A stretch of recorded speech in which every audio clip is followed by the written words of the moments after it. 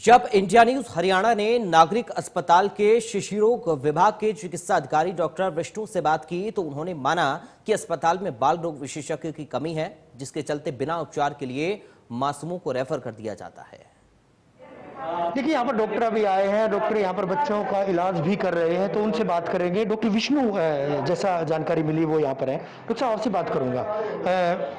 यहाँ ये बताया गया कि काफ़ी देर से जो है डॉक्टर नहीं थे, तो किस तरह पे गया था मैटरनिटी वार्ड में। वहाँ पे अभी मैं अकेला डॉक्टर हूँ तो मेरे को भी टाइम लगता है। और यहाँ पे हाँ नहीं, मैं पीडियाट्रिशियन हूँ, मैं मेडिकल ऑफिसर हूँ। अब पीडियाट्रिशियन हमारे यहाँ पे अवेलेबल नहीं है, तो हम लोगों का काम भी बहुत बढ़ गया है, क्योंकि हम लोगों को भी इतने सारे पेशेंट आते हैं, सबको जवाब देना पड़ता है।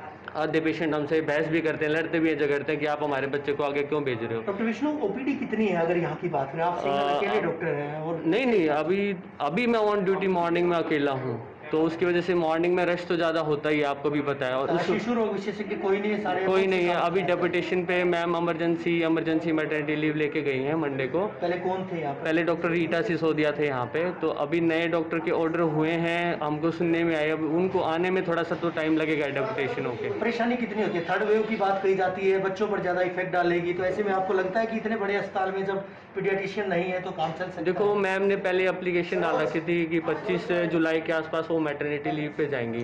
अब उनकी इतनी ज़्यादा कंडीशन ख़राब होगी कि उनकी वैसे ही बहुत कॉम्प्लिकेशंस थी प्रेगनेंसी में, तो उनको इमरजेंसी बेसिस पे जाना पड़ा। तो उन्होंने एप्लीकेशन। गंभीर जो बच्चे आते हैं, मरीज आते हैं, उनको कैसे?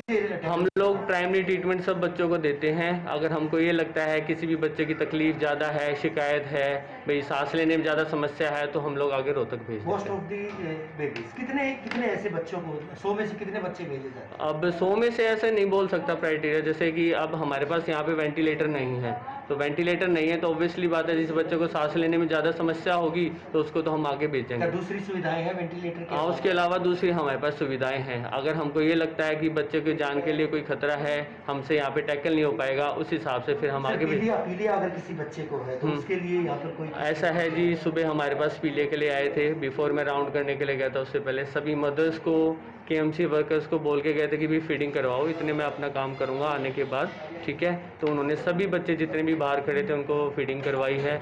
जो पीलिया होता है, अक्सर यहाँ पे सबसे बड़ी प्रॉब्लम होती है, मदर को अच्छे से दूध नहीं आता और वो लोग ढंग से फीड नहीं कराते। सबसे मेन इशू तो वो है। अभी हमारे पास जितने भी बच्चे हैं मोस्टली सुबह एडमिट हुए हैं। आई थिंक 8 बच्चे एडमिट हुए हैं, 3 अभी वेटिंग में है, उनका भी वेट करेंगे, हम करेंगे, ठीक है। तो अभी वो अब सब एडमिट करेंगे जी। वेंटिलेटर जब नहीं है तो उसके अभाव में आपको नहीं लगता कि बच्चे परेशान होते हैं, उनके तीमारदार जो परेशान? ऐसा है, सबसे ज़्यादा मेन प्रॉब्लम ये होती है जो बच्चे बहुत ज़्यादा कमज़ोर आ जाते हैं, और उसके लिए हमको स्टाफ भी पूरा चाहिए। तो हमारे पास स्टाफ भी नहीं है, स्टाफ की भी लैक ऑफ स्कार्सिटी है। अभी ये अकेले बंदे जो भी है, कुछ स्टाफ जो थी यहाँ पे, 3 स्टाफ यहाँ से चले गए, उनका परमानेंट में हो गया, तो 3 वहाँ से चले गई हैं। आप एनएचएम में कार्यरत? हाँ जी, एनएचएम में कार्यरत हूँ मैं यहाँ पे। और उनकी जगह परमानेंट स्टाफ आई हैं, जिनकी जैसे थर्ड वेव की प्रिपरेशन है वो भी यहाँ पे आती हैं। तो स्टाफ अभी फ़िलहाल के लिए है, लेकिन हमारे पास परमानेंट पहले 10 स्टाफ के भी साथ हैं।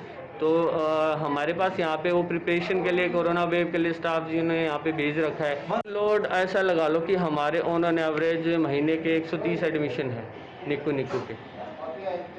शुक्रिया डॉक्टर साहब से बात करने के लिए। व्यवस्थाओं का अंदाजा इसी बात से लगाया जा सकता है कि यहाँ पर ना तो माकूल स्टाफ है, और यहाँ तक कि बाल रोग विशेषज्ञ की अगर मैं बात करूँ, पीडियाट्रिशियन की बात करूँ, वो तक उपलब्ध नहीं है। ऐसे में सिंपल जो एमओ है, मेडिकल ऑफिसर, उन्हीं से काम चलाया जा रहा है। तो अंदाज़ा लगा सकते हैं कि किस तरह से जो है यहाँ पर जो है बच्चों का ट्रीटमेंट हो पा रहा है। ना माकूल स्टाफ है, ना व्यवस्था है। और सबसे बड़ी बात ये कि अगर किसी बच्चे को, जिस वेंटिलेटर का रोना रोया जाता था कोरोना काल के दौरान, वो वेंटिलेटर तक जब यहाँ पर नहीं है, तो ऐसे में किस तरह की फैसिलिटी, किस तरह का उपचार बच्चों को दिया जाएगा। और आने वाली थर्ड वेव के लिए अगर बात की जाए तो संभवतः भिवानी में शून्य तैयारियां हैं, क्योंकि ये तमाम चीज़ें, ये तमाम जो हकीकत हमने दिखाई है, ग्राउंड रियलिटी दिखाई है कि किस तरह से लोग परेशान हैं, मरीज परेशान है। खुद यहाँ पर जो मेडिकल ऑफिसर लगाए गए हैं वो खुद परेशान है इस बात को लेकर कि यहाँ पर जो है ना तो डॉक्टर्स हैं, ना ही किसी तरह से दूसरी स्टाफ की अगर बात करें स्टाफ है,